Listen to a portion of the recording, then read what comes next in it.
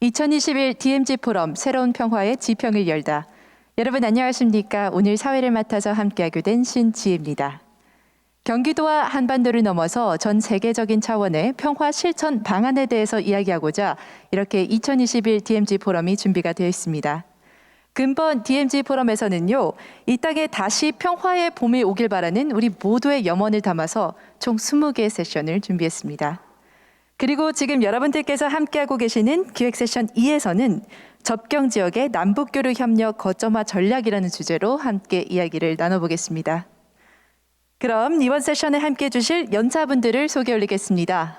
좌장으로는 양문수 북한대학원대학교 교수님 함께하시겠습니다.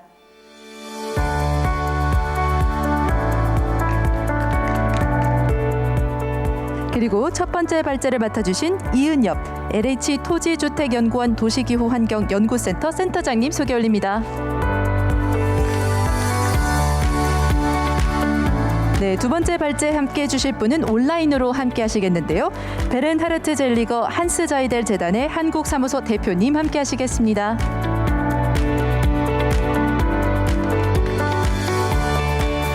네, 이후 토론에 함께 하실 분들 소개 올리겠습니다. 우명재 서울시립대학교 교수님 소개 올립니다. 그리고 신종호 통일연구원 연구위원님 소개 올리겠습니다. 마지막으로 이석범 김포시 부시장님 소개 올립니다.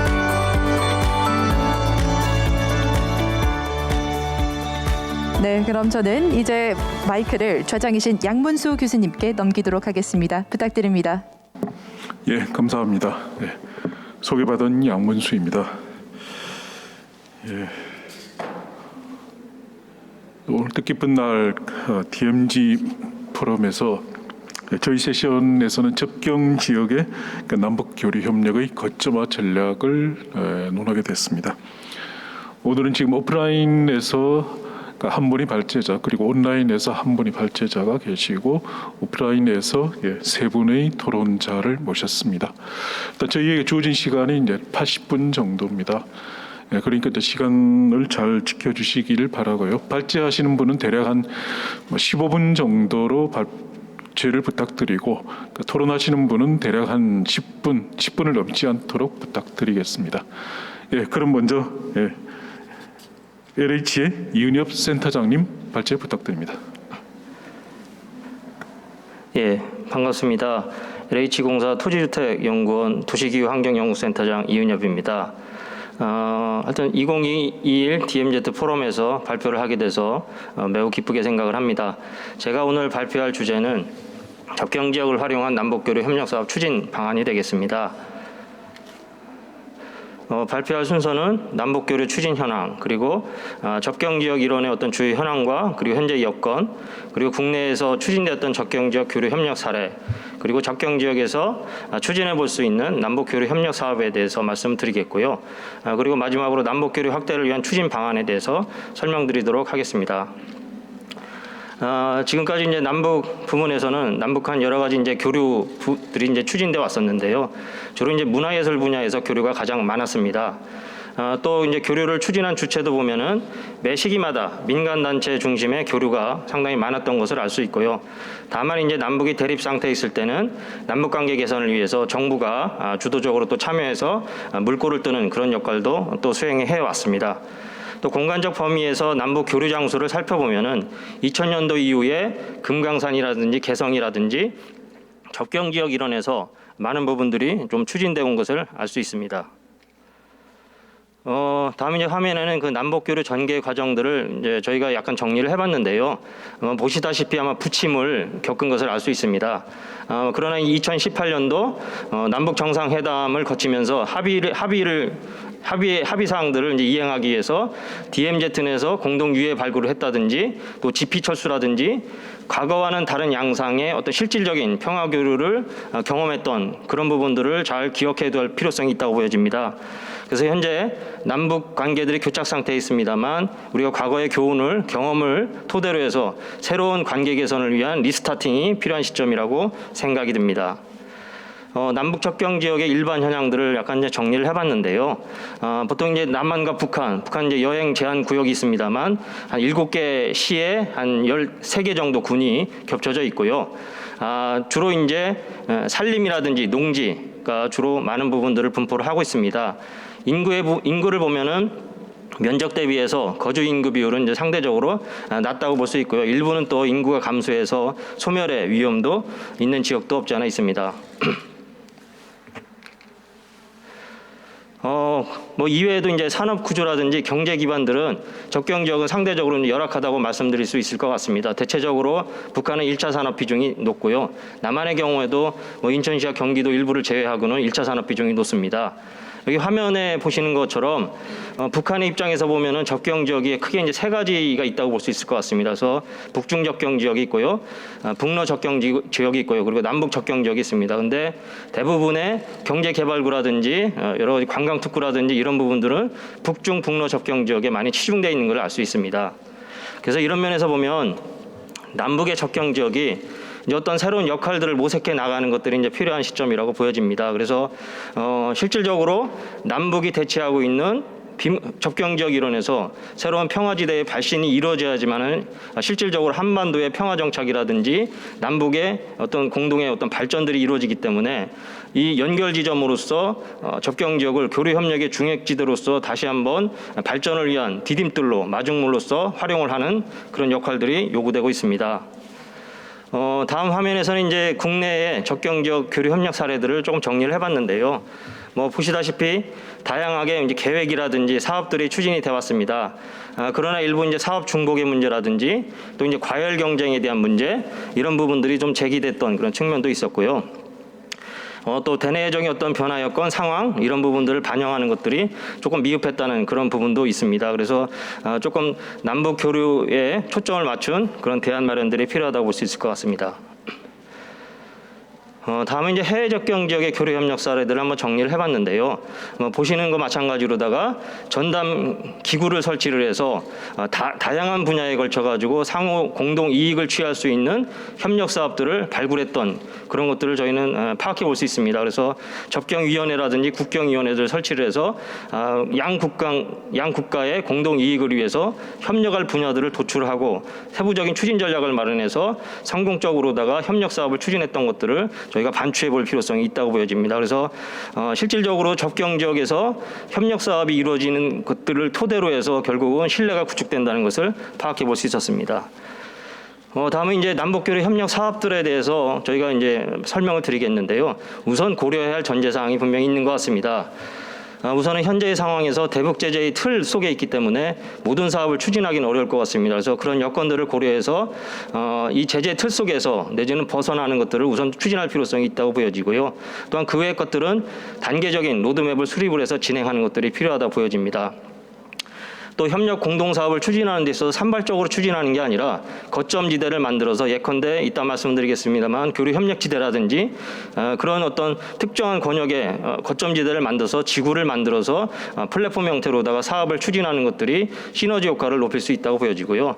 또 하나는 결국은 공동의 협력 사업이라는 것은 상대가 있습니다. 그래서 북한이 호응할 수 있고 또 실리를 취할 수 있는 사업들을 발굴해 내는 것 이건 역시 중요하다 볼 수 있고요. 또 하나 민간이라든지 지자체들이 지속적으로 사업을 추진할 수 있는 기반들을 만드는 것들도 중요하다고 말씀드릴 수 있을 것 같습니다.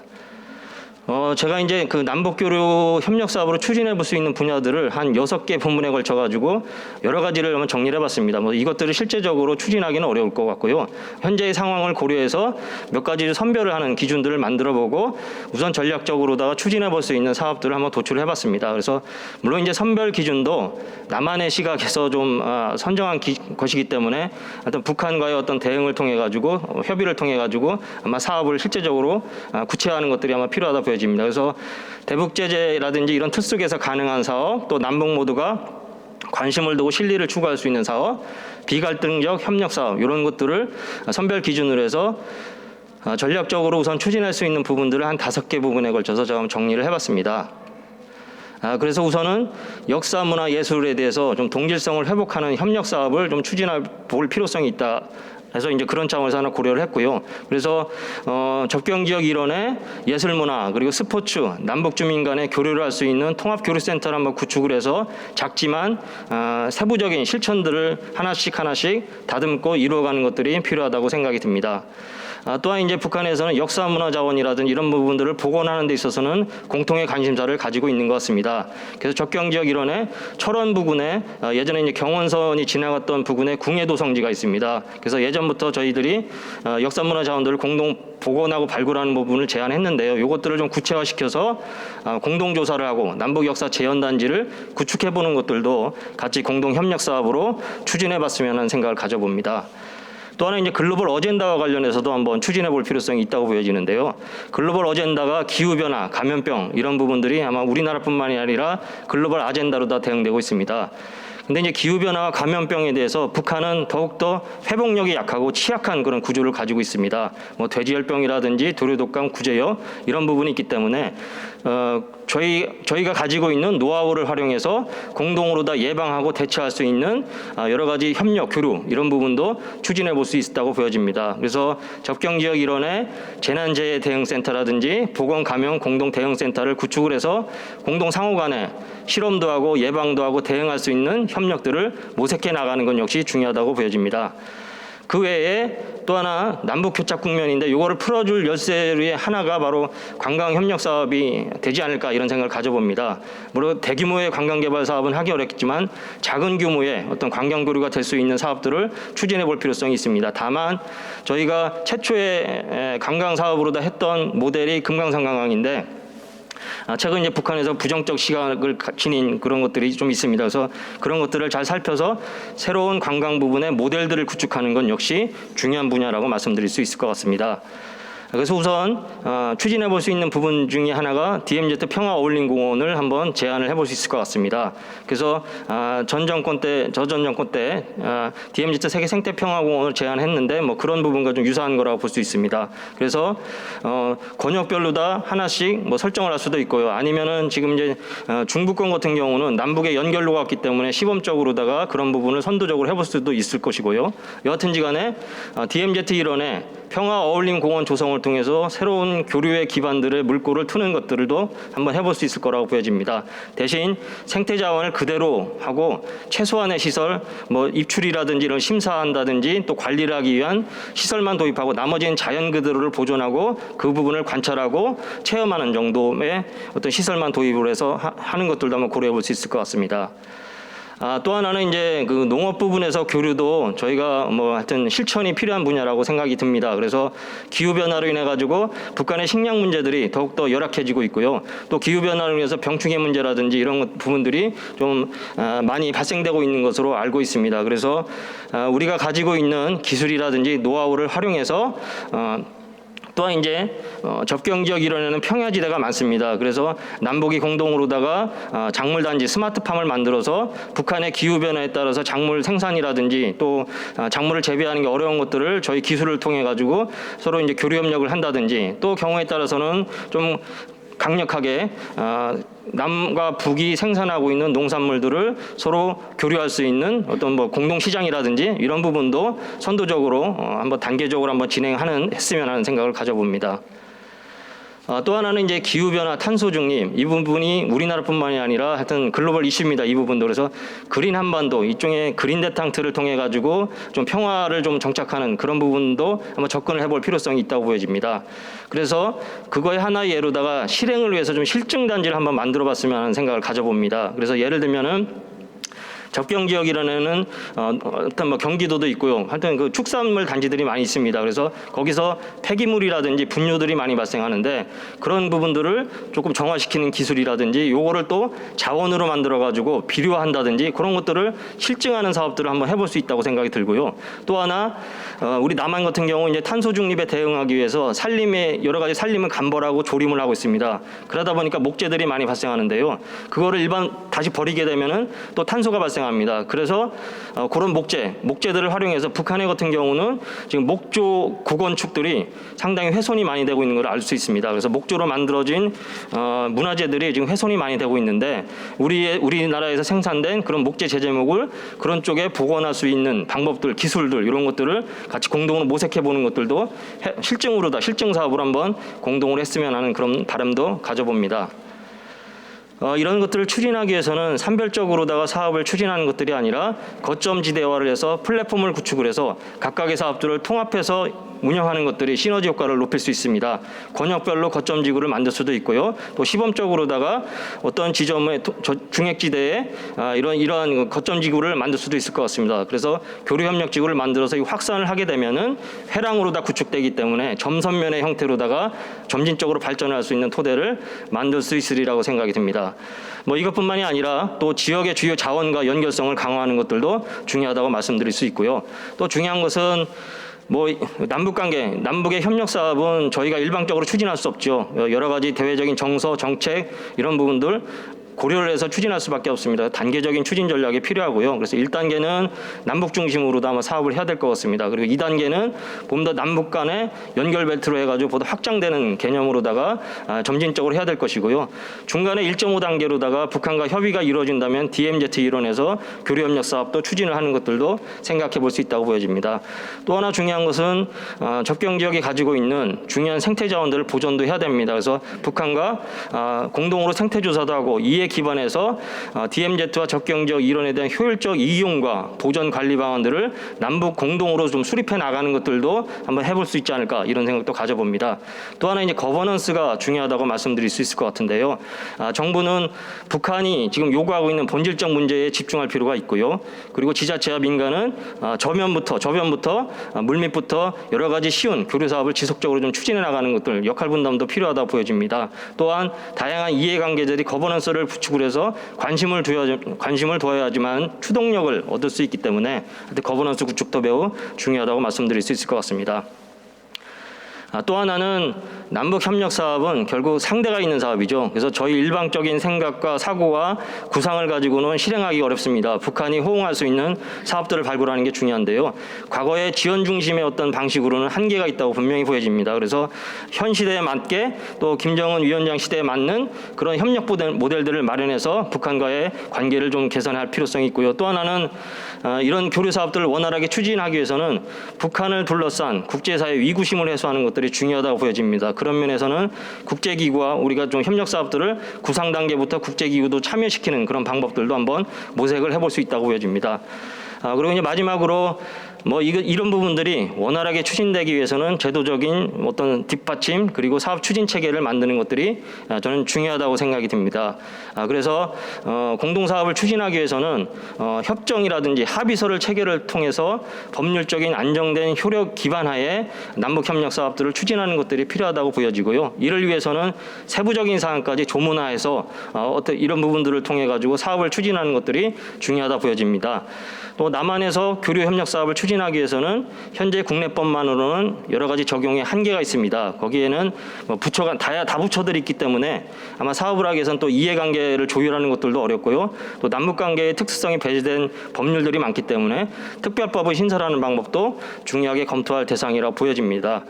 또 하나는 거점지대인 교류협력지구 같은 경우는 일종의 법적인 내지는 규범적인 질서하에 남북 간이 사업을 안정적으로 추진할 수 있게 특별구역의 지위를 부여해서 사업을 추진하는 것 역시 중요하다 볼 수 있고요. 그리고 남북 간의 교류협력 사업을 추진하다 보면은 여러 가지 재원 조달 방식이라든지 또 돈에 대한 분담이라든지 또 운영 비용이라든지 이런 부분들이 투명성 있게 보여지만은 어떤 제재의 틀 속에서 또는 제재를 벗어나서 사업을 추진할 수 있을 것 같습니다. 그래서 북한과 교류협력 사업을 할 때는 이런 부분들을 명시해서 교류협력을 추진해 나가는 것들이 필요하다고 보여집니다. 하여튼 15분 동안 발표를 하려고 하다 보니까 지금 숨 쉴 틈 없이 하여튼 발표를 한 것 같습니다. 그래서 제가 준비한 자료들은 발표를 모두 마쳤고요. 오늘 좋은 논의를 해주시는 것들을 귀담아 들어서 보다 연구라든지 또 여러 가지 관련된 것들을 할 때 많은 참고를 하도록 하겠습니다.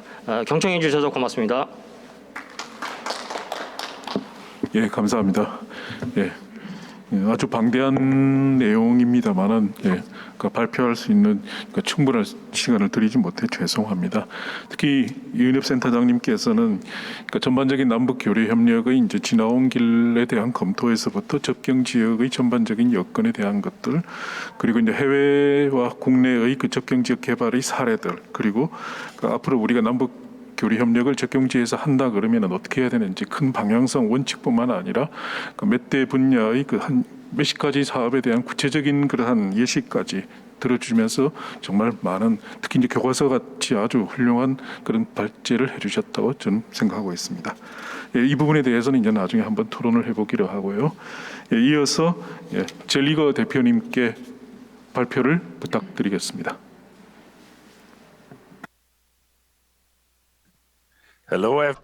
여러분 안녕하십니까? 반갑습니다. 여러분들과 오늘 이 DMZ 포럼에 함께하게 되어 매우 기쁘게 생각합니다. 오늘 저는 DMZ에 대해서 이야기하는 것이 아니라 다른 한국의 접견 지역에 대해서 이야기하게 되었습니다. 북한과 러시아, 중국의 접경 지역, 특히 거기에 경제 특구에 대해서 이야기해 보도록 하겠습니다. 저는 제 경험을 토대로, 거기서 일했던 경험을 토대로 이야기해 보려고 합니다. 제가 2010년부터 이 경제특구에서 일을 했는데요. 나선 트레이드 페어에서, 박람회에서 매년 참가를 했는데요. 거기에 작은 부스에서 그 무역 박람회에서 관련 인식 고치 활동을 했습니다. 나선 선봉 지역에, 여기에 락원 지역이 있는데요. 그 지역에 대한 자연 보호, 이러한 이것이 람사르 습지로 보호되어 있는데요. 2019년의 일입니다. 저희가 또한 에코 관광 프로젝트 등을 진행을 했습니다. 이 지역과 연계해서 말입니다. 오늘 저는 경제적인 그러한 발전 측면에서 말씀을 드릴까 합니다. 그리고 나선 같은 경우는 굉장히 전략적인 위치를 점하고 있는데요. 여기에는 부동항이 있고, 그리고 특히 이 부동항은 제대로 연결만 된다라면은 만주 지역을 연결하고, 그리고 또한 거의 9,000명에 해당하는 그러한 잠재 소비자들이 있는 곳입니다. 여기에 자동차 등의 여러 가지 나선 하버를 통해서 그러한 산업이 발전할 수 있는 가능성이 있습니다. 그래서 이론적으로는 굉장히 큰 가능성을 가지고 있다라고 할 수 있는데요. 91년에 김일성은 나전선봉 지역을 특별 경제 특구로 지정을 했습니다. 그리고 동아시아의 싱가포르가 될 것이다 라고 이야기를 했는데요. 당시에 그러한 동아시아의 싱가포르를 만들겠다라는 것이었습니다. 여기에 최근에 이러한 건축 계획을 보면은 지난 3, 4년 동안에 여러 가지 계획을 보면은, 북한의 계획을 보면은 여러 건축 사무소들 등이 이 향후 미래를 바라보면서 지어진 것 같습니다. 현실은 굉장히 좀 다른 모양인데요. 지금 살펴보도록 하겠습니다. 북한 체제에서 이러한 이 지역에 대한 법적인 체계를 굉장히 광범위하게 했는데요. 그래서 여기를 경제 특구로 만들고 나선 지역을 특구로 지정을 했습니다. 그리고 여기에는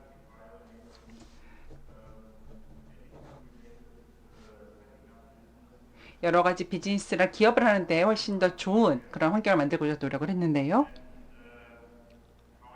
그러나 이 지금 나선 선봉 지역의 라진 지역의 사진을 보고 계시는데요. 왼쪽에 보면 대부분의 나선에 있는 사람들이 여전히 현재 그 계획했던 동아시아 싱가포르라고 보기는 좀 많이 어려운 것 같습니다. 근데 굉장히 의미 있었다라고 할 수 있는 것은 여기 인프라가 중국과 북한이 함께 개선하고자 많은 노력을 했는데요. 지금 이 사진을 보면은 7, 8년 전의 사진입니다. 도로가 만들어지고 굉장히 새로운 도로가 새로 만들어지고, 그리고 이것이 완전히 중국 자본으로 만들어진 것인데요. 중국인들이 또 종종 한국에서도 그런 장비를 활용해서 만들었습니다. 정말 필요한 일이었는데요. 종종 잦은 사고가 있었습니다. 특히 이러한 냉동 트럭 같은 것, 해산물을 담고 가는 냉동 트럭이 이 지역에서 비포장도로에서 많은 사고가 있었고, 그래서 며칠, 몇 시간 동안 이 도로에 갇힌 상황이 있었습니다. 그래서 지금 이 도로가 다시 아스팔트로 잘 깔려서 사용할 수 있게 되었습니다. 근데 예를 들면 매년 있었던 일들이 여름이나 혹은 끝여름쯤에 홍수가 있었고, 그리고 당시에 그런 여러 가지 인프라 관련 교통 인프라 등이 과거보다 그 항구 사용 훨씬 더 매력적으로 만들고 있습니다. 그리고 또한 교량도 있는데요. 예전 이 다리 같은 경우는 일본 식민지 시대에 만들어진 것인데요. 첫 번째로 현대화된 다리가 2011년에 건설이 되었습니다. 그리고 또한 중국이 경제 협력을 굉장히 이 지역에서 강조하고 있습니다. 더 중요한 것이 식량이 만들어졌다라는 것인데요. 이 4개의 다른 위성 사진을 보면은 몇 년 전에 찍은 것인데요. 시장이 만들어진 전후를 볼 수 있습니다. 그래서 시장이 만들어지고, 나진 같은 경우에는 가장 북한에서 현대화된 곳인데요. 이 빨간 건물들이 지금 이렇게 시장으로 활동하고 있고, 그리고 항구 같은 경우에도 현대화가 되고 있습니다. 그 중에 하나가 부두 하나가 러시아가 50년 동안 장기 임차를 했는데요. 이를 통해서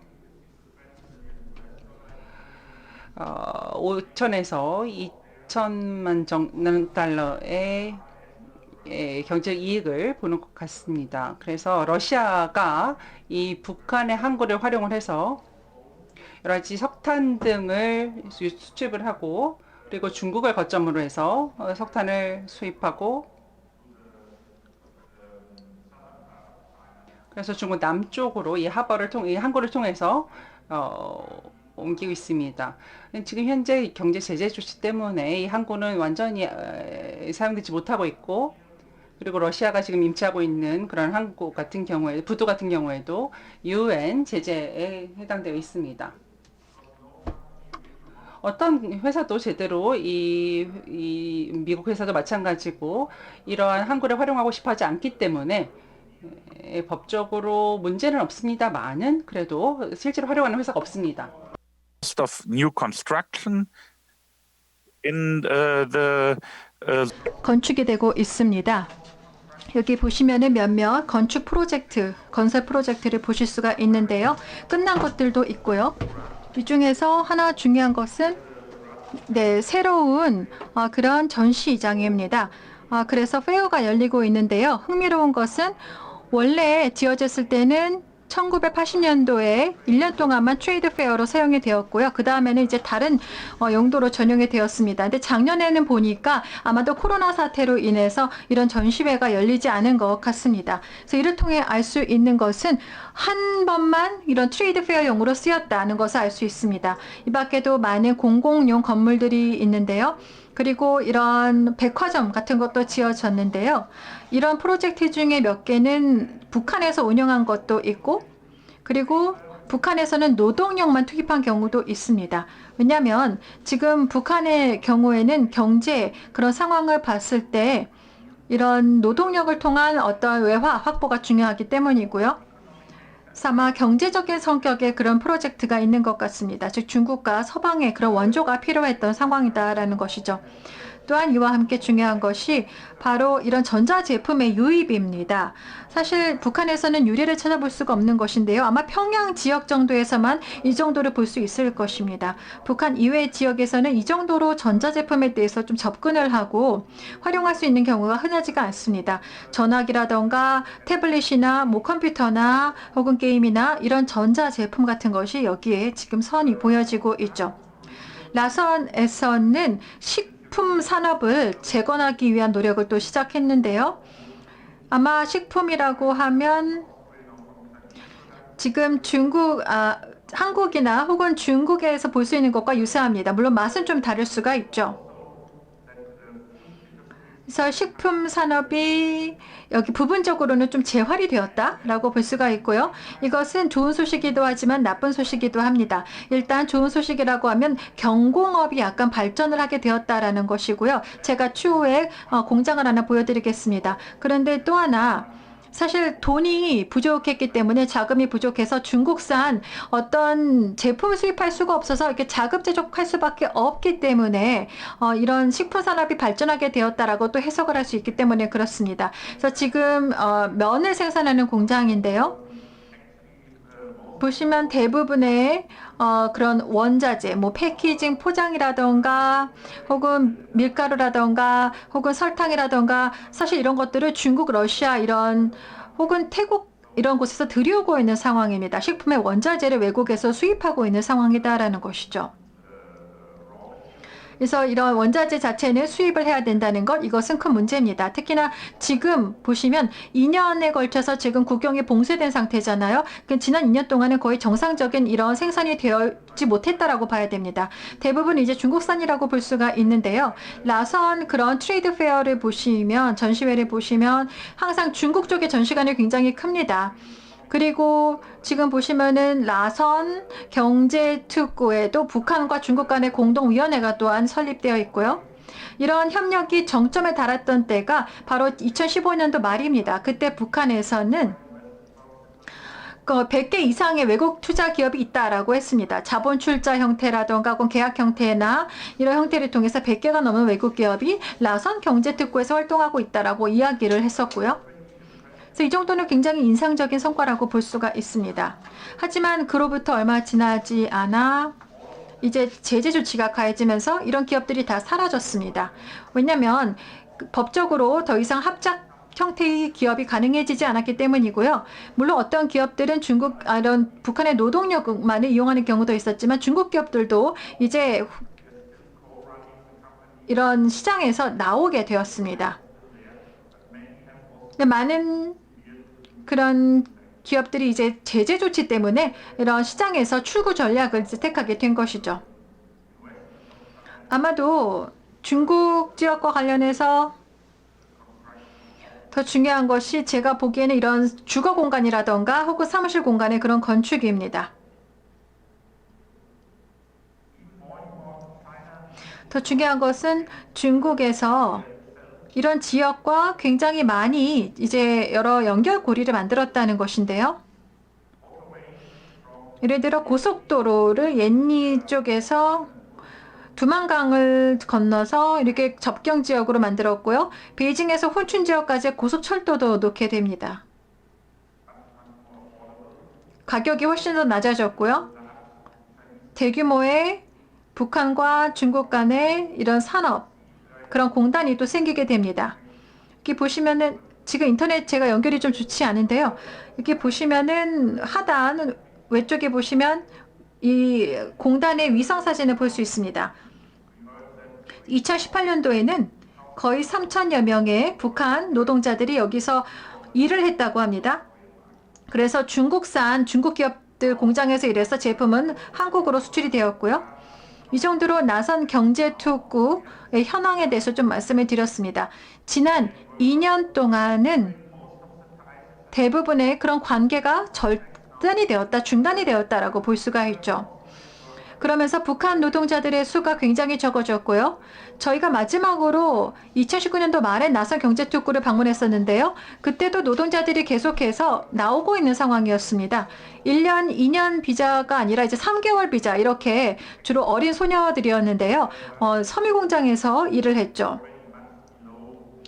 이 정도 수준이면 이미 이제 어떤 협력이 절정기에 달했던 때와 비교하면 굉장히 쇠퇴되었다라고 볼 수가 있습니다.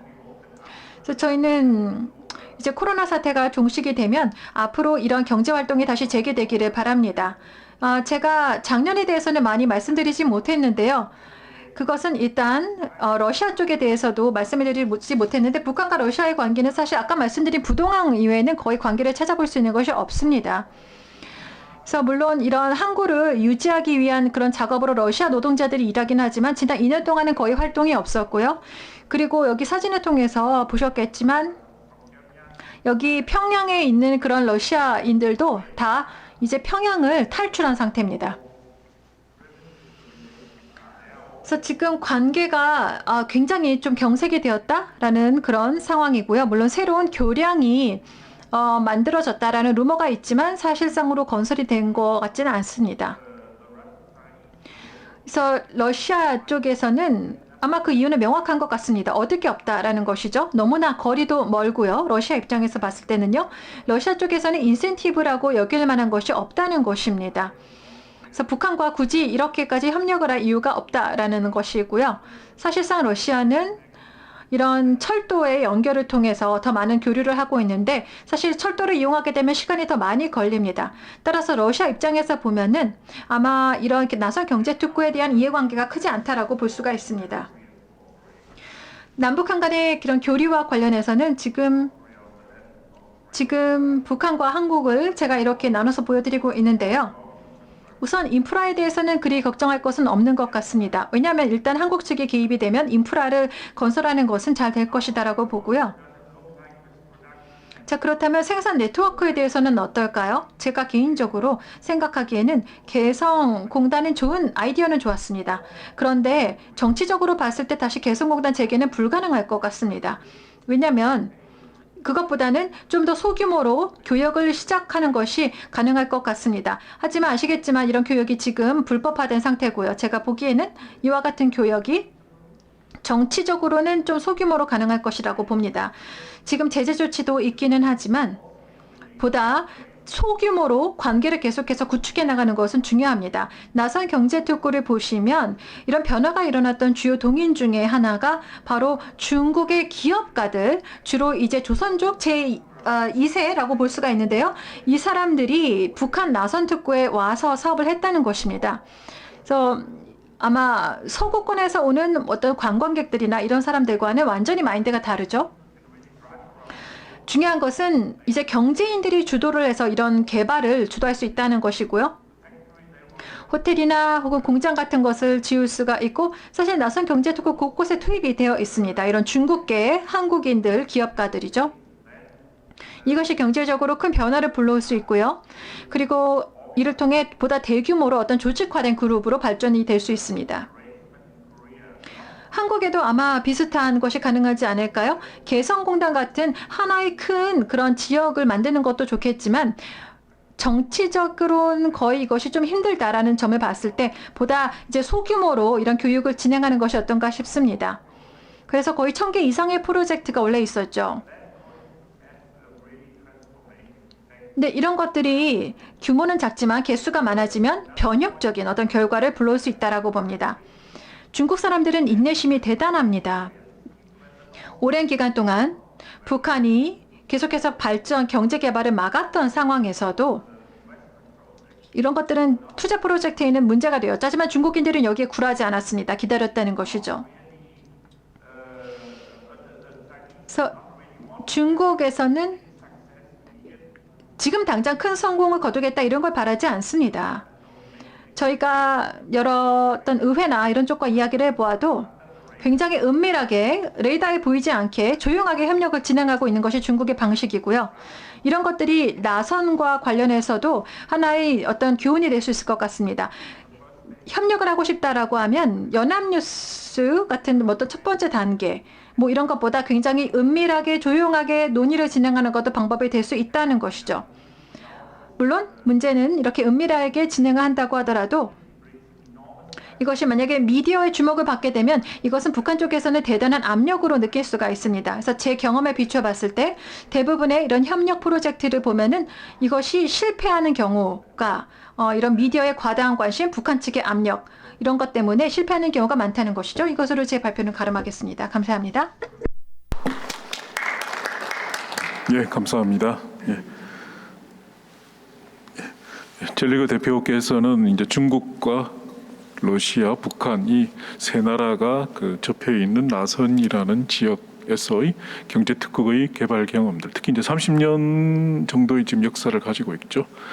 그 30년 동안 이 나선 특区가 어떤 식으로 흘러 들어왔는지, 그리고 오늘날의 시점에서 평가를 해볼 때 과연 얼마만큼 성과를 거두었는지, 그리고 앞으로는 어떨 것인지라는 것들이었고, 그리고 그러한 그 나선 지역에서의 개발의 경험들, 특히 이제 그 접경 국가들과 북한과의 그 협력의 경험들이 남북 협력에 또 어떠한 교훈을 줄 수 있는지에 대해서 말씀을 주셨습니다. 예, 이렇게 해서 이제 두 분의 발제를 들었습니다. 대략 저희가 예정된 시간의 한 절반 정도는 흘렀고요.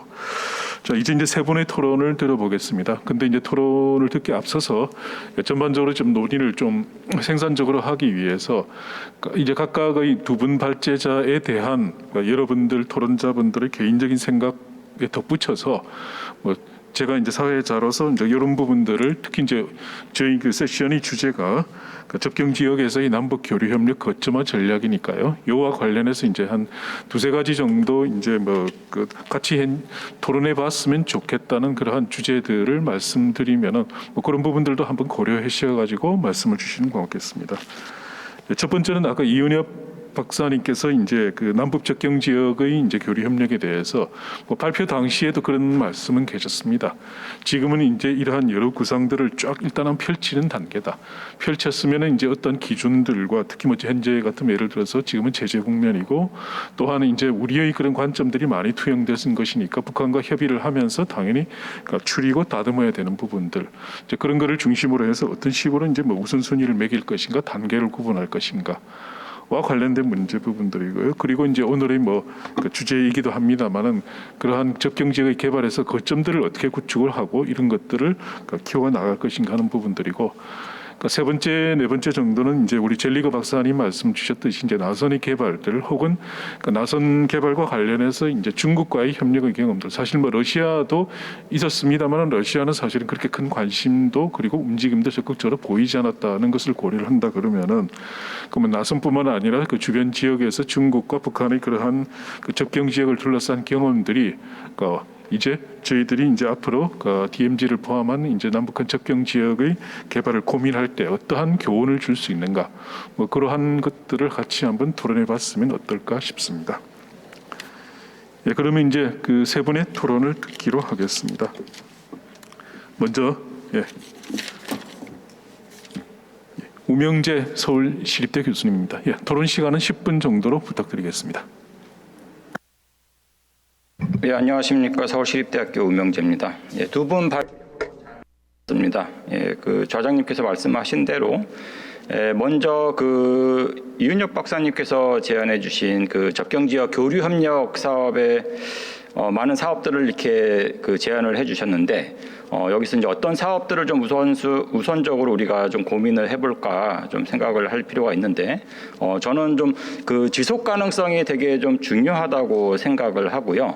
우리가 이제 지속 가능성을 생각을 했을 때 이 교류 협력 사업의 우선 순위는 어떤 사업의 중요도 그리고 북한 개혁 개방 또는 남북 교류 시나리오에 따라서 달라질 수 있다고 생각을 합니다.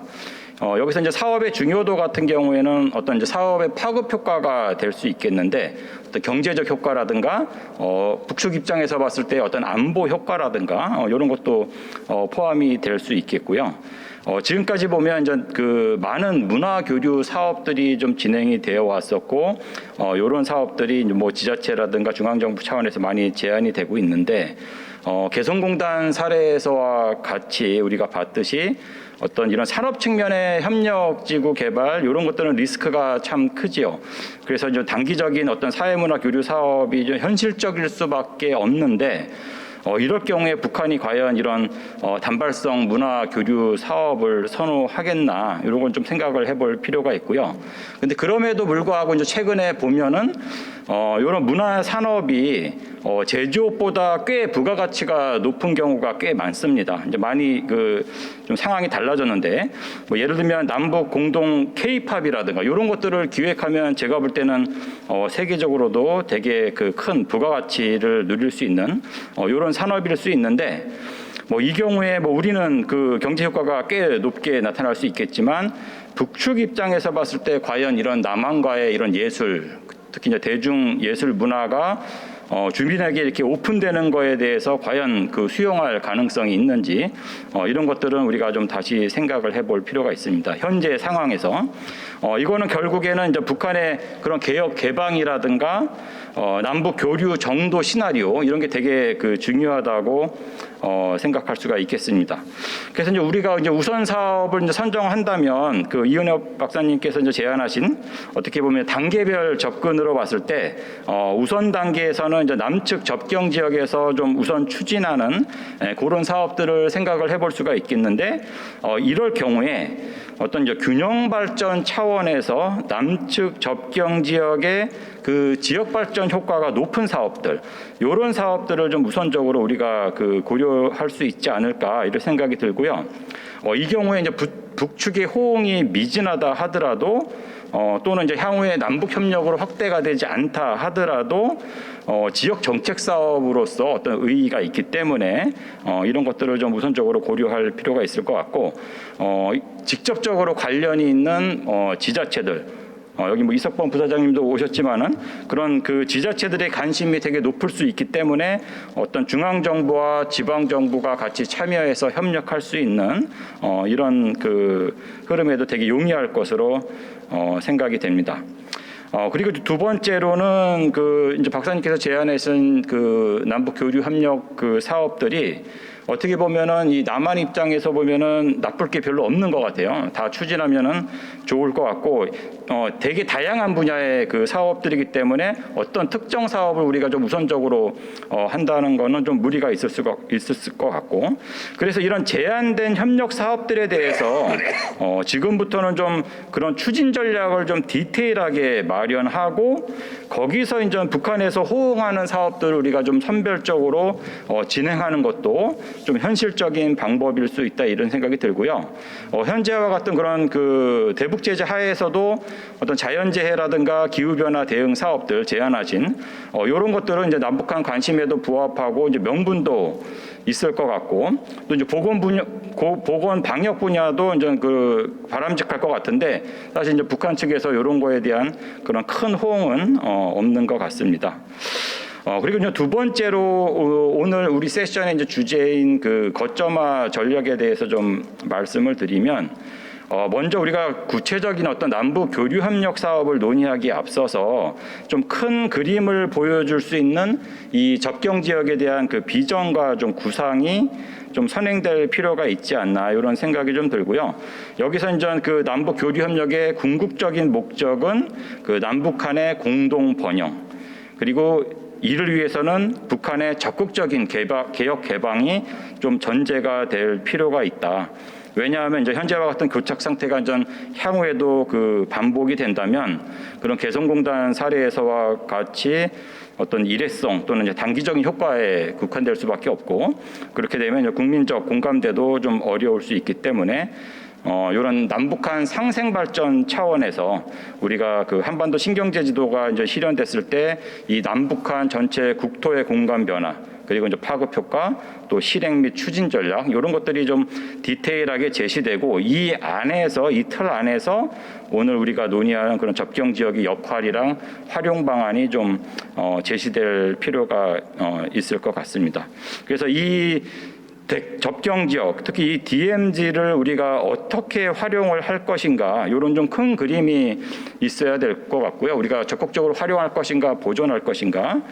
이윤혁 박사님이 기본 방향을 좀 제시를 해 주셨어요. 이제 그런 것도 되게 큰 그 아이디어가 될 수 있을 것 같고, 이 접경 지역과 관련해서 지금 법정 계획으로 그 접경 지역 발전 종합 계획이라는 게 있는데, 여기에는 이제 북한 지역은 포함되어 있지가 않습니다.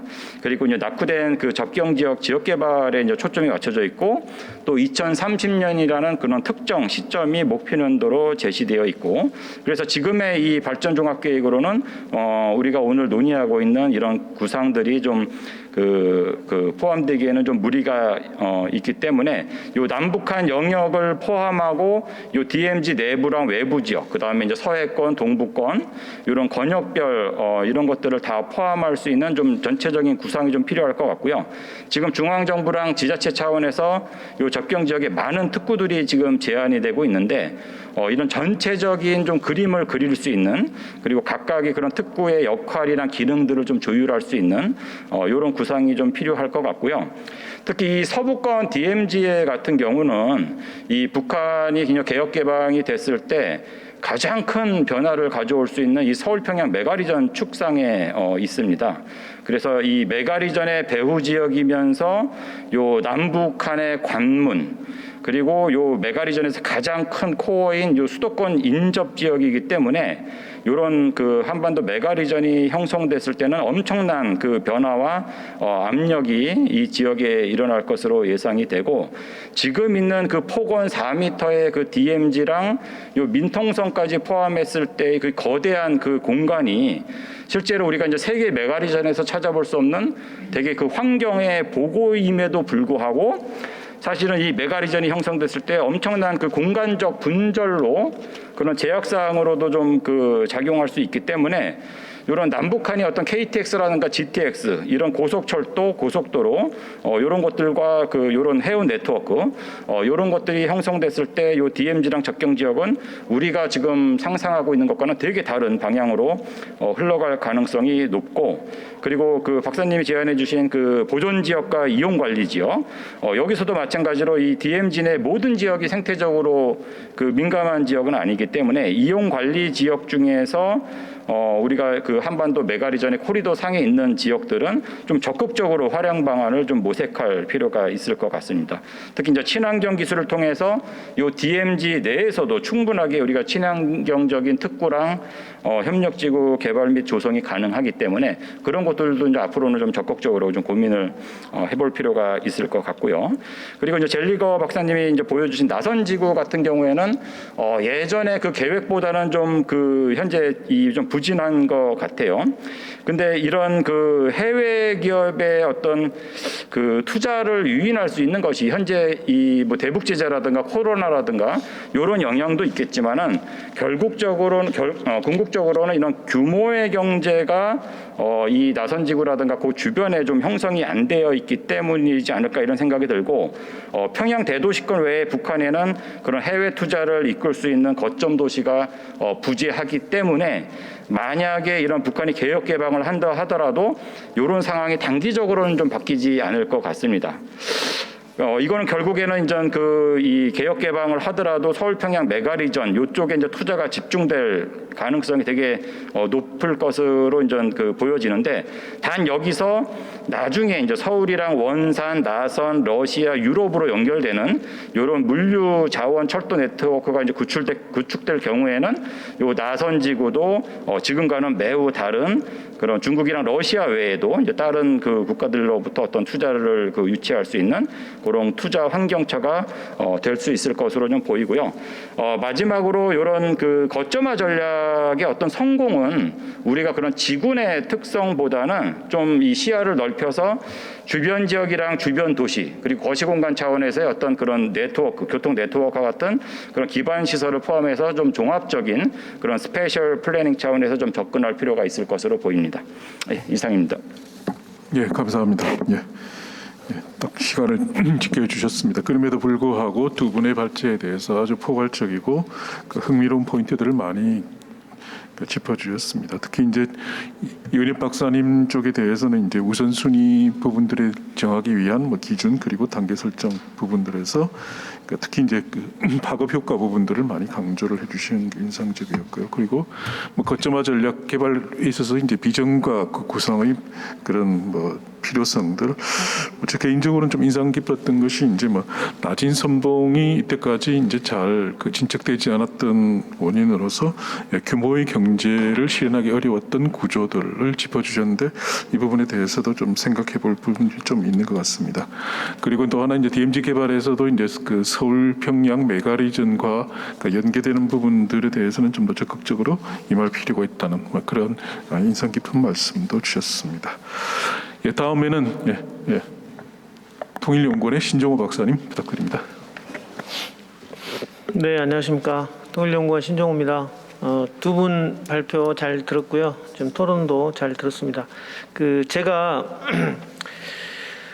지금 토론하고 있는 지금 이 시간에도 사실 오늘은 한미 정상회담이 지금 열리고 있습니다. 그래서 지금 아까 이은엽 박사님 발표해 주셨는데 이런 것들이 좀 이렇게 일부 진전을 이룰 수 있으려면 좀 정상회담 결과가 잘 나왔으면 좋겠다는 생각을 하고 있고요. 어쨌든 첫 번째 질문과 발표와 관련돼서 현재로서는 남북관계, 북미관계가 장기 교착 국면이 지속될 가능성이 여전히 단기적으로는 높다라는 생각이 들기 때문에 이번 정상회담 그리고 8월에 한미연합군사훈련에 대한 중단 내지는 연기 내지는 조정 이 부분이 사실 우리의 어떤 제안이나 이거에 북한이 호응할 가능성을 좀 결정할 수 있지 않을까라는 생각을 좀 해봤습니다. 그런 상황에서 지금 현재 2021년 5월 시점에서 그러한 부분들을 다 감안을 했을 때 우리가 무엇을 할 수 있을까에 대해서 우선순위 설정은 여전히 아무리 강조해도 지나치지 않을 것 같습니다. 저는 사업의 우선순위를 정하는 것도 중요한데요. 지금 상황에서는 남북 접촉 채널을 가동하는 게 우선 시급하다라고 생각을 합니다. 이 접촉 채널이라고 하는 게 어떤 반드시 남북 정상회담만을 의미하는 건 아닙니다. 실무적인 채널, 그다음 민간을 활용한 채널, 그리고 국제기구를 활용한 채널들을 가동을 해야지 사실 북한이 어떤 부분에 불만을 가지고 있고 또 우리의 제안을 어떤 부분에 흥미를 가지고 있는지를 파악할 수가 있습니다. 그래서 저는 채널 가동이 상당히 필요하다고 생각을 하고 있고요. 지금 작년에 2018년에 9.19 공동선언에서 판문점 선언에서 평양선언에서 남북 군사공동위원회에도 이야기가 나왔습니다. 근데 이 부분이 지켜지지 않고 있기 때문에 각종 위원회들을 가동을 하는 방식으로 채널 가동이 중요하다라고 생각을 하고 있고요. 그 다음에는 이제 이러한 것들을 다 전제를 하되 한 크게 두 가지 정도 시나리오가 가능하지 않을까 싶습니다. 현재와 같이 남북 관계가 교착되어 있고 북미 협상도 진행되지 않으면서 북한의 대남 비난이 지속되는 상황입니다. 여기에서는 우리의 제안을 북한이 받을 가능성이 높지 않다라는 걸 다 인지를 하고 계시기 때문에 오히려 정세 관리에 중점을 두되 우리 남한 차원에서 할 수 있는 접경 지역 전반에 대한 남측 사업 부분을 일부 추진을 할 필요가 있겠다. 방금 우명재 교수님께서도 말씀을 하셨지만 이 부분도 좀 필요하면서 우리의 어떤 접경 지역 발전에 대한 의지들을 간접적으로 북한에 보여줄 필요가 있다라고 생각을 합니다.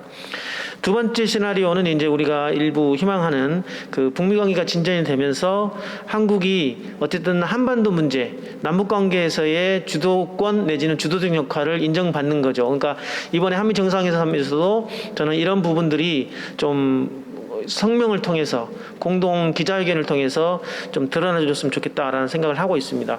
그러면 이제 남북 관계 개선되는 상황으로 진입할 수가 있는데 이럴 때는 이제 저는 여전히 남북 관계가 좀 본격적으로 뭔가를 사업해 본 적이 없기 때문에 역시 시범 사업을 통해서 확대하는 방안이 가장 소위 위험성을 줄이는 게 아닌가라는 생각을 합니다. 그래서 아까 발표자께서도 말씀하셨지만 그 점선면 부분인데 사실 중국은 개혁 개방할 때 점선면으로 확대를 한 게 사실이죠. 그리고 그러한 지리적인 위치, 그다음에 지리 경제적인 위치가 다 부합이 됐습니다. 근데 북한은 좀 점선면을 적용하기 쉽지 않은 구조고 북한의 특수성에 따라서 저는 점에서 선으로만 가면 대성공이다라는 생각을 합니다. 그래서 너무 큰 그림보다는 일단 점, 그래서 오늘 거점화 전략이 중요한 것 같습니다. 그래서 점 부분에서 시작할 수 있겠다는 생각이 드는데요. 문제는 지금 현재는 중앙정부 차원에서 그럼에도 불구하고 남북관계 개선이 된다 하더라도 중앙정부 차원에서 하기가 쉽지 않다라는 측면이 있다면 경기도를 포함한 적경지역에서 우선적으로 나설 필요가 있다 생각을 합니다. 아까 여러 가지 발표 내용 중에서 적경지역 경제특구라든가 통일경제특구라 여러 가지 있었는데 이 부분들은 사실 경기도만의 일은 아닙니다. 그래서 경기, 강원, 인천 등 적경지역의 광역, 기초, 지자체들이 이 사업을 발굴할 필요가 있겠다라고 생각을 하고 있고 제가 구체적으로 지금 상황에서 막 말씀드리기가 너무 좀 시간이 촉박하면서 다음으로 좀 말씀을 드리면 그 다음에 이제 저는 북중 경협 사례가 있습니다. 특히 접경에서 협력 사례가 있었는데 이거를 최근에 좀 들여다볼 기회가 있었습니다. 그래서 이게 사실은 우리 그 남북 접경지역 거점화 전략에 상당히 많은 시사점이 있다라는 생각이 들어서 좀 소개를 하면서 우리도 한번 연구를 해봐야 할 필요가 있다 생각을 하고요. 첫 번째는 그 북중 접경 지역에서는 많은 일들이 일어났습니다. 근데 가장 중요한 특징은 공동위원회를 구성했다라는 겁니다.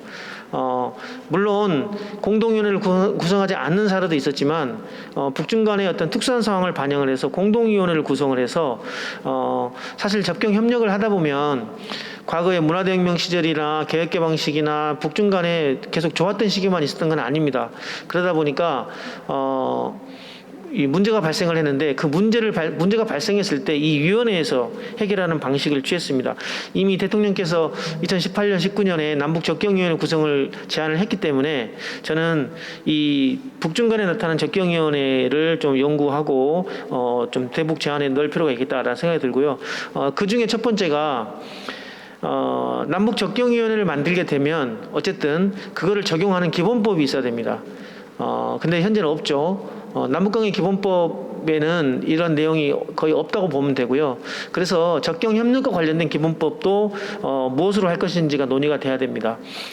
예를 들어서 중국과 북한은 그 62년에 북중 국경조약을 체결합니다. 그리고 이 국경조약이라는 그 틀 안에서 각종 협의서, 협정 이런 부분들을 만들어나고 있습니다. 그리고 이제 중요한 거는 2009년에 북중 간의 국경관리제도에 관한 협정이라는 게 있는데 아직 공개가 안 되고 있어요. 그래서 언론의 일부만 보도가 되고 있었는데 여기에도 공동위원회가 구성되고 있다라는 거. 그래서 이 부분들을 우리가 참고를 해야 된다라는 생각이 들고요. 그 다음에 이러한 공동운영의 운영 주체가 뭐냐면 중국과 북한의 접경 지역의 거점 도시를 선정을 해서 집중적으로 하고 있다는 겁니다. 중국은 단동이 대표적인 거점 지역이고요. 북한은 신의주시가 거점 지역입니다. 그래서 이 단동과 신의주에서 소위 양국 간의 국경 협력을 상당 부분 거점화하는 방법. 그리고 일종의 현재는 점에서 머물러 있다고 보면 될 것 같습니다. 그래서 이 부분이 매우 중요하다고 생각을 하고 있고요. 그 다음에 하나만 더 말씀을 드리면 아까 낮은 선봉 지역 말씀을 하셨는데 2009년, 10년, 그러니까 2007년, 8년, 9년 이때 그 북중 관계가 상당히 좋았을 때 낮은 선봉 지역에도 역시 공동관리위원회가 운영이 됐습니다. 여러분이 잘 아시는 장성택이 북측의 위원장이었는데 장성택이 이제 숙청된 다음에 이 낮은 선봉 지역이 많이 없어졌는데 여전히 지금 현재 북중 간의 협력과 관련돼서는 가장 제도나 이런 그 경험을 가장 많이 축적하고 있는 곳이 바로 낮은 선봉 공동관리위원회입니다. 그래서 이 부분도 우리가 우리 그 거점화 전략에 상당히 활용할 수 있는 조건이 된다라고 생각을 합니다.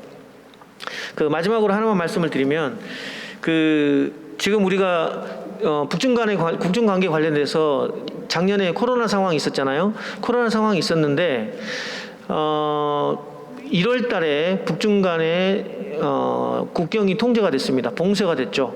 그랬는데 1월 말과 8월에 우리가 알고 있는 북중 세관이 있습니다. 세관이 있는데 작년에 2개가 신설됐습니다. 그러니까 지금 현재는 그 2개가 신설돼서 총 13개가 세관이 생겼는데요.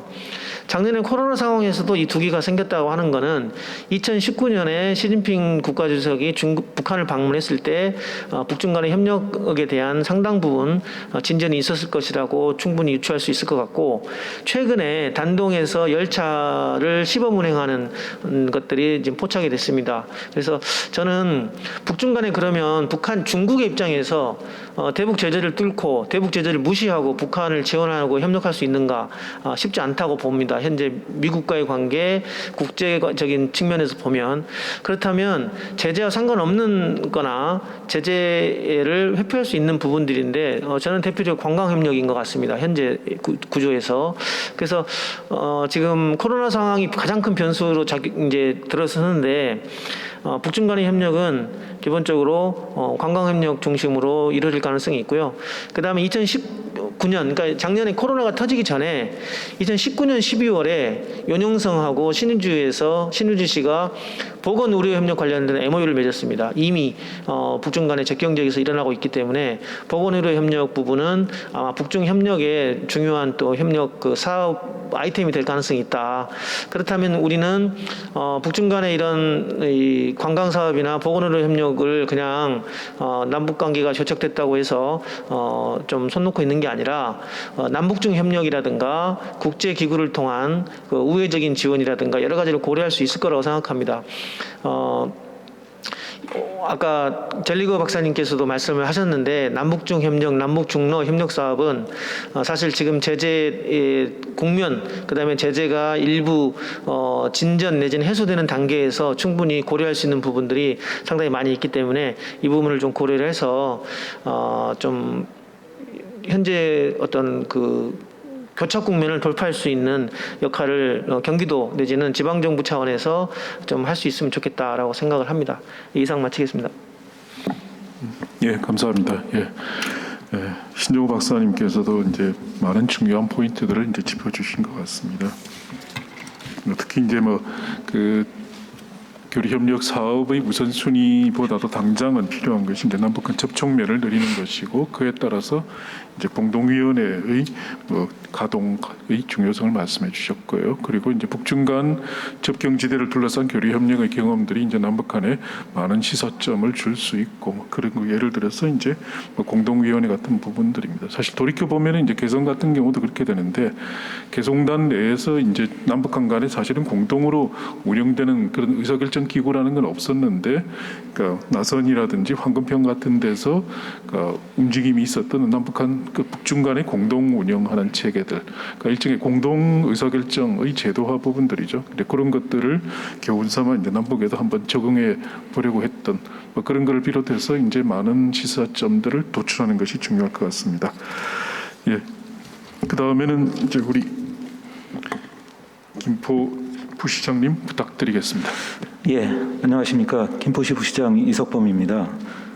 LH연구원의 이은엽 연구위원님과 또 한스자이델 재단의 그 젤리거 대표님 발표 인상 깊게 잘 들었습니다. 그 접경 지역의 지자체가 앞으로 나갈 방향과 모델에 대해서 다시 한번 좀 고민하는 그런 시간이었습니다. 그리고 우명재 교수님과 신종호 연구위원님께서 말씀해 주시는 것들을 통해서 김포시가 앞으로 참고할 만한 점 많이 찾아서 반영해야겠다 이런 생각을 갖게 됐습니다. 제가 오늘 이런 포럼에 왜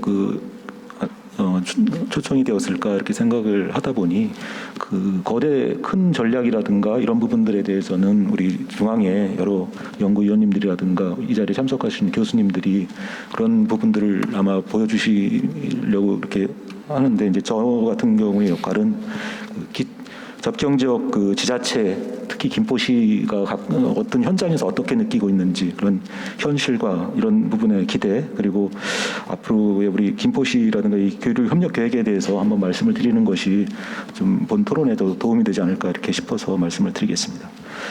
네, 김포시는 좀 말씀을 드리면 한민족 반반년의 역사 동안에서 한반도에서 가장 중요하고 또 번성한 지역 중에 그 한 곳에 있었습니다. 넓은 평야의 그 기름진 땅으로 한반도 최초 벼 생산지이자 또 중부 지역의 최대 식량 생산지였으며, 아시는 것처럼 삼국시대에는 중국과 교류하는 선진문물의 통로로서, 또 고려 조선시대에는 수도, 개성과 한양을 연결하는 수은의 요충지로서 한반도 발전을 견인해 왔다고 이렇게 자부하고 있습니다. 그런데 그 분단 이후에 이제 김포시는 그 남한의 그 남북 서북 쪽의 끝 변방으로 서서히 잊혀진 지역처럼 되지 않았는가. 또 이제 군사 시설 보호 규제를 비롯해서 여러 수도권 정비 계획, 또 그린벨트, 문화재 습지 보호 구역 등 이런 중첩된 규제들로 인해서 지역 경제 발전이랑 도시 성장에 굉장히 어려움을 겪고 있는 것이 현실입니다. 근데 김포시를 비롯해서 이제 10개의 접경 지역 시군들이 있습니다, 지자체들이. 그런데 국가 안보를 위해서 이 지역 발전을 위한 그 중요한 지역들을 군에게 많이 양보해온 것도 현실이고, 또 민간인의 거지와 이제 투자가 제한되는 대신에 군부대가 지역 요충지에 곳곳에 이렇게 자리 잡다 보니까 70년을 이렇게 지내오면서 일부 지자체는 지역 주민보다는 사실 군부대 주둔 인원이 더 많은 곳도 있습니다. 이곳 주민들은 그 남북 관계가 악화될 때마다 그 생명과 또 재산의 위협을 느낄 뿐만 아니라 평소에도 군사 훈련으로 인해서 여러 가지 소음, 진동 뭐 이런 것으로 인해서 삶의 질이 현저하게 떨어지고 있습니다. 근데 또 아이러니하게도 최근 그 진행되고 있는 국방 개혁으로 인해서 이 군부대가 통폐합되면서 그 70년간 또 나름대로 유진돼 왔던 군 기반 네, 그 지역 경제가 또 대책 없이 무너지는 그런 또 현실에도 직면하고 있습니다. 이런 상황 속에서 그 접경 지역에 대한 중앙 정부의 남북 교류 협력 관련 구상들은 그동안 낙후되었던 지역 발전에도 커다란 전환점이 되지 않을까, 이렇게 큰 기대를 갖고 지내고 있습니다. 지난 20대 국회 때 지역구 국회의원들이 발의한 그 평화 경제 특구 관련 법령이 7개나 이렇게 되는 것을 보면은 접경 지역에서 평화 경제에 거는 기대가 얼마나 큰지 충분히 가늠해 볼 수 있다고 이렇게 생각을 합니다. 김포시를 좀 말씀을 좀 더 드리면 그 수도 서울과 연결되어 있으면서 또 북한과도 직접 맞닿아 있는 유일한 지자체입니다. 또 한반도 신경제 지도상 환서의 경제벨트와 접경 지역 평화벨트를 연결하는 그런 주요 거점으로 남북 교류 협력에 있어서 핵심 지역 중에 하나입니다.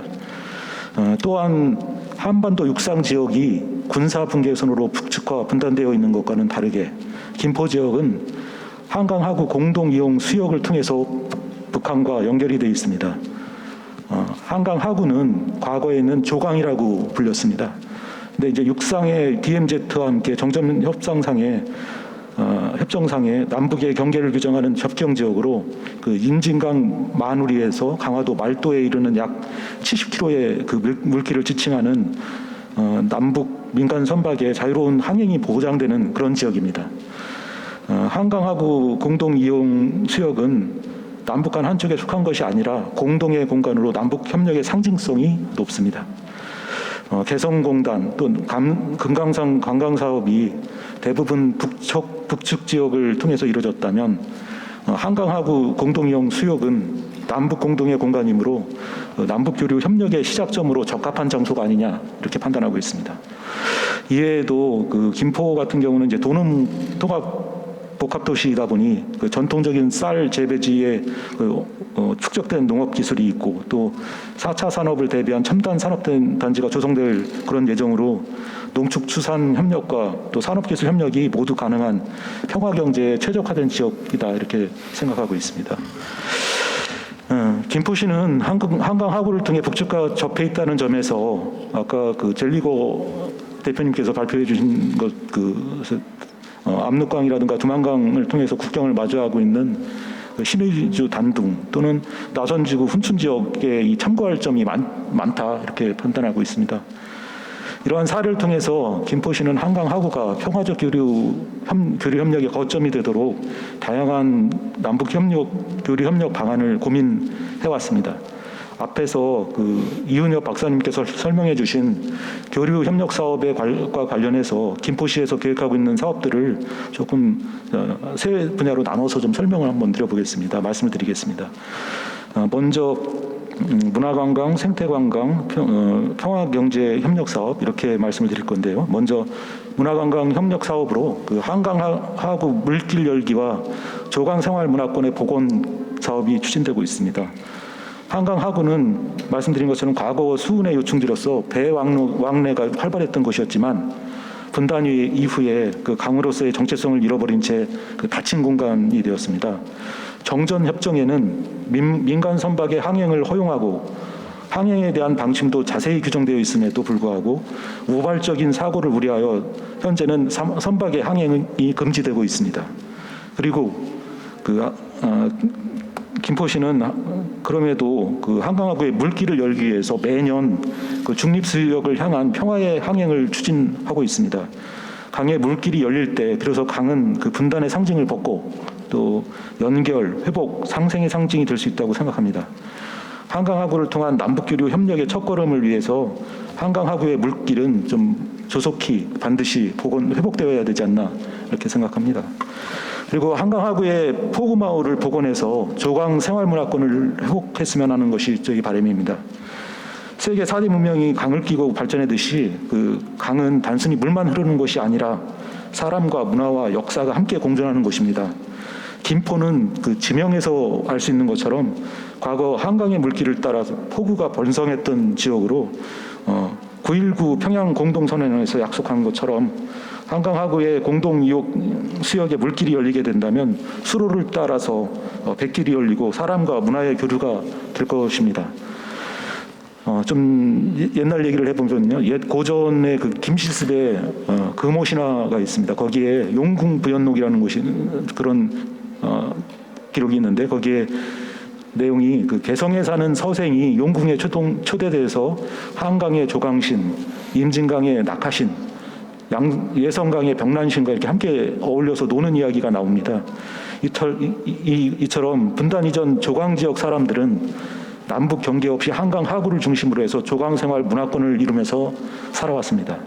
문화의 동질성 회복이야말로 평화교류의 기본이며 또 남북의 문화교류는 수준 높은 문화 영향력으로 이어져서 새로운 한류 시대를 열게 되지 않을까. 그리고 이를 위해서 한강 하구에 옛 포구마을을 복원하고 또 남북한 문화 콘텐츠 창작 스튜디오 등 이런 것을 조성해서 남북 문화교류의 교두보로 한다면 좋지 않을까 이렇게 생각합니다. 다음은 한강 하구 수자원과 습지를 공동 관리함으로써 생태환경 협력 사업을 추진할 수 있다고 생각합니다. 한강 하구에 남북의 어선이 진입할 수 없는 상황을 이용해서 중국 어선의 불법 조업이 날로 이렇게 심각해지고 있는 상황입니다.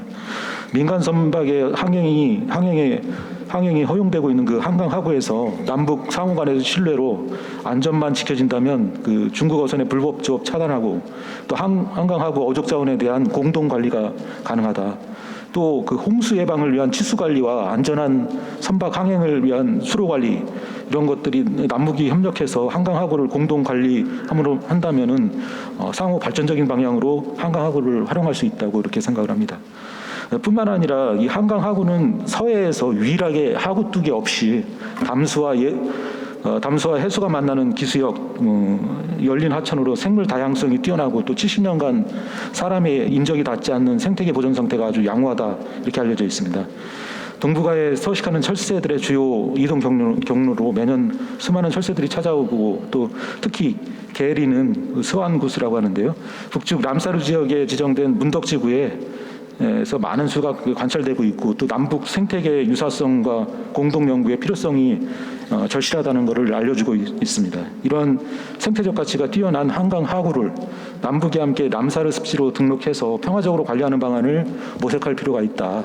그리고 현재 김포시는 한강 하구의 습지센터 조성을 통해서 이런 평화 생태교류 기반을 마련하려고 추진 중에 있습니다. 끝으로 좀 길어지는데요. 평화 경제 협력 사업입니다. 오랫동안 유지되었던 그 남북 간 긴장 상황을 해소하기 위해서 상호 번영을 전제로 하는 교류와 무역의 공간이 필요하다.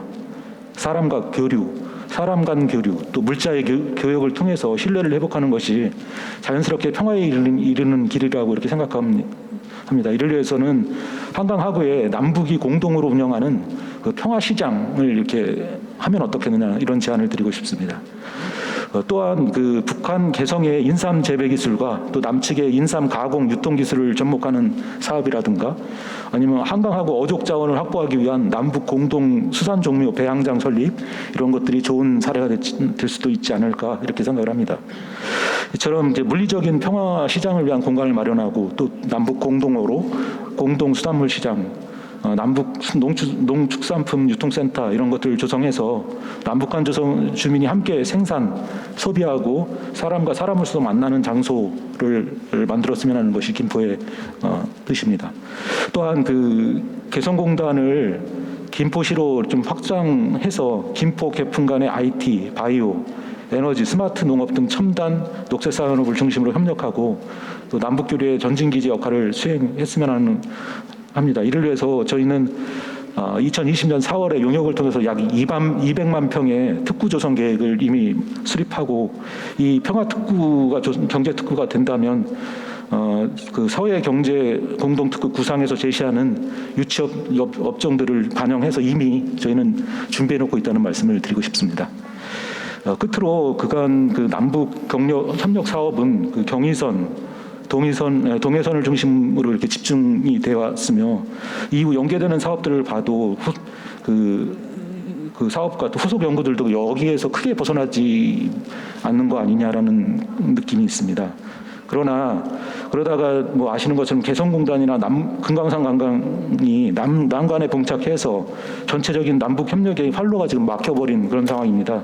따라서 아까 좀 연결되는 얘기인데요. 특정 지역에 대한 교류 협력의 집중화, 이런 거점화 이런 것도 굉장한 장점이 있지만 접경 지역의 특성을 살려가면서 접경 지역 간의 어떤 균형 발전이라는 것, 특성화 발전 이런 부분들이 가미된다면 훨씬 좋은 방향이 되지 않을까 이렇게 생각을 합니다. 또 한 가지 말씀드리고 싶은 거는 이제 남북 교류 협력 사업의 주체랑 채널을 좀 다양화했으면 좋겠습니다. 다양화해야 된다고 생각합니다. 최근 개정된 남북교류 협력법 시행으로 지방자치단체도 남북교류의 주체가 될 수 있으며 또 좀 약간의 그런 부분이 있지만 틀은 일단 마련된 걸로 보고 있습니다. 그렇지만 그것이 조금 더 내실화되고 이렇게 돼야 접경지역 지자체를 비롯한 지자체들이 좀 더 적극적인 활동을 할 수 있지 않을까 이렇게 생각을 합니다. 그리고 거기에 김포시는 그 지자체 남북교류 협력 사업의 선두에 이렇게 서 있다고 생각하고 중앙정부와 민간단체와 함께 김포시가 한강 하구를 통한 남북교류 협력 교류 시대를 열어가는데 힘쓰도록 그렇게 하겠습니다.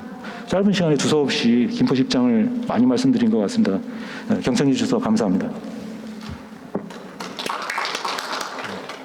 예, 감사합니다. 예, 이석범 부시장님께서는 이제 남북교류 협력 그리고 남북교류 협력의 거점화 전략에 대해서 김포시의 입장에서 전반적인 여건을 점검해 주시고 사업 구상들을 주셨습니다. 예, 시간을 조금 의식을 해야 되겠습니다. 예정된 시간은 이제 조금 지났습니다만은 조금 서둘러서 그 마무리를 하도록 하겠습니다. 특히 세 분의 토론자 모두께서 발제자 에 준하는 수준으로 다들 아주 충실한 토론들을 해주셨기 때문에 생각보다 시간은 좀 많이 지났습니다. 예, 그러면 일단은 그 시간 제약도 있으니까요. 발제하신 두 분께 토론해 주신 분들의 말씀을 듣고 뭐 간단히 뭐 답변 혹은 그냥 생각나시는 부분들을 말씀해 주시면 되겠습니다. 예, 시간은 한 1분 정도로 생각해 주시면 되겠습니다. 그래도 두 분이니까 순서를 바꾸어서 예, 우리 젤리거 대표님께 먼저 부탁드려도 될까요? Absolutely. 네, 좋습니다. 네, 먼저 감사합니다. 우 교수님, 제가 나선이 이 허브 스테이트가 되지 못할 것이라는 그런 북한의 개방 없이는 이런 말씀을 해주셨는데요. 저도 그렇게 생각을 합니다. 그리고 나선 같은 경우에는 예를 들면은 현재 상황과 비교를 해보면 이 코로나가 없다라면은 2018년으로 거슬러 올라가면은 다른 경제특구 같은 경우에는 북한에 있는 다른 특구 경특 같은 경우에는 한 가지 더 좋은 점이 있습니다. 바로 항구가 있다는 건데요. 뿐만 아니라 30년의 역사 그리고 최소한 라선에서는 어느 정도 성공이 있었다라는 것입니다. 그리고 개혁과 그리고 남한이 어떤 경험을 한다라면은 한국이 가장 먼저 할 것이고 개성, 남포, 신의주 같은 곳도 그러한 좋은 거점 지역이 될 수 있을 것이라고 생각합니다. 우 교수님 말씀하셨던 것 중에 이 내륙 지방 부분을 빠진 것 같은데요. 나선과 또 다른 경제 특구 같은 경우는 나선만이 이 차이나와 중국과 러시아의 접경 지역이 아닙니다. 다른 곳도 있는데요.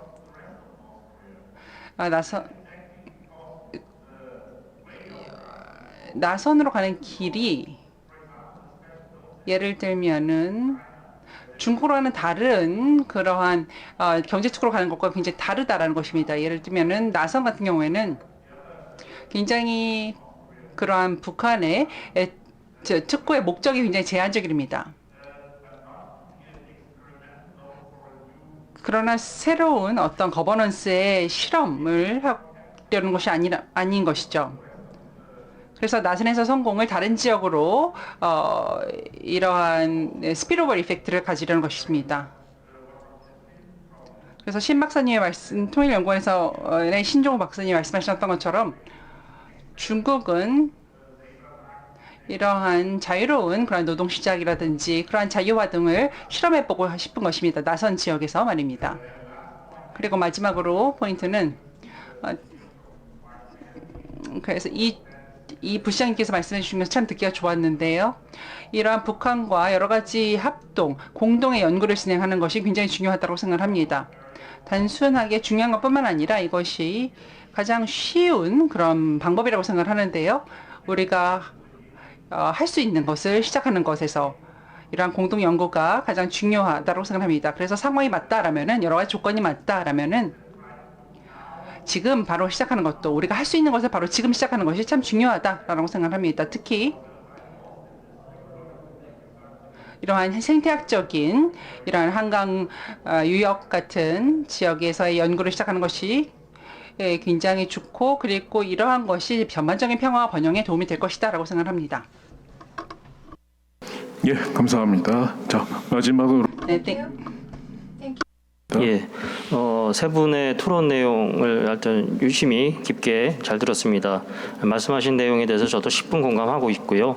말씀하신 부분 중에서 하여튼 우선순위를 두는 부분에 있어서 파급 효과를 고려해야 된다는 말씀에 저 전적으로 동감을 합니다. 그래서 이제 경제적인 이득이라든지 이런 부분이 취해졌을 때만 북한은 움직일 수밖에 없는 구조이긴 한데요.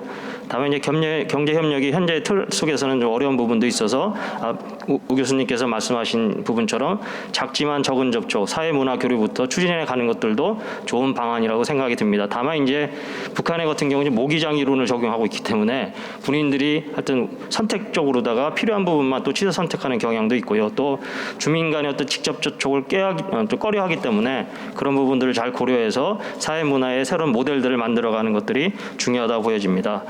또 하나 이제 말씀하신 것 중에 우선은 그러면 접경 지역을 좀 종합 발전 계획을 수립을 하는 것들을 통해 가지고 어떤 단계적으로 어떤 남북 관계의 발전 단계를 그려가는 큰 그림을 그리는 것을 말씀해 주셨는데요.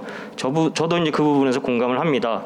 지금까지 남쪽 중심의 어떤 종합 계획을 만들었지만 북측까지 범위를 확장시켜서 종합 계획 큰 틀이라든지 그림을 그린 건 없습니다. 그래서 좀 남과 북이 같이 좀 참여하는 틀 속에서 한반도 전체의 발전을 위한 종합 발전 계획을 좀 수립하는 것들도 한번 추진해 볼 수 있지 않을까 이런 생각을 가져보고요. 왜냐하면은 접경 지역이 현지에서 요구되는 어떤 위상과 그리고 중요도 이 부분과 남북 관계가 발전할수록 단계적으로 요구되는 어떤 위상, 위치 이런 부분이 달라집니다. 그래서 그런 것들을 고려해서 종합 발전 계획을 단계적으로 그려간다면 보다 남북 간의 어떤 관계 개선이라든지 실질적인 협력을 추진하는 데 있어서 상당히 좋은 어떤 접근이 될 거라고 보여지고요.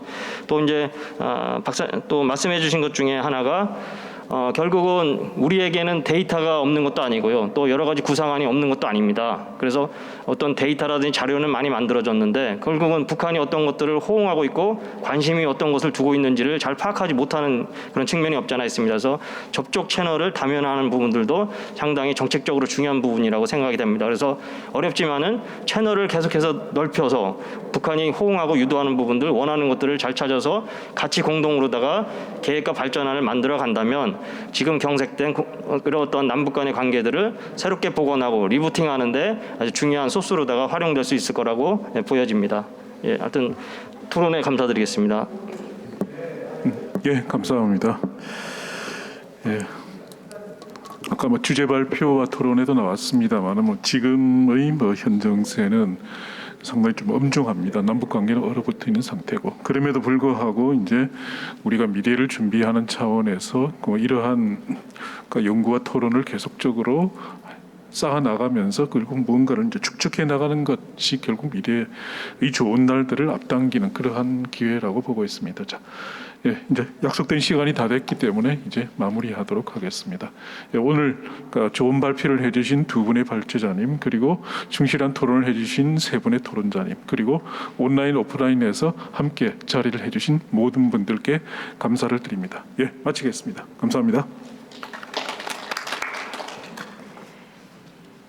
네, 감사합니다. 기획 세션 2, 저희 접경 지역의 남북교류 협력 거점 전략에 대해서 함께 이야기를 나눠봤습니다.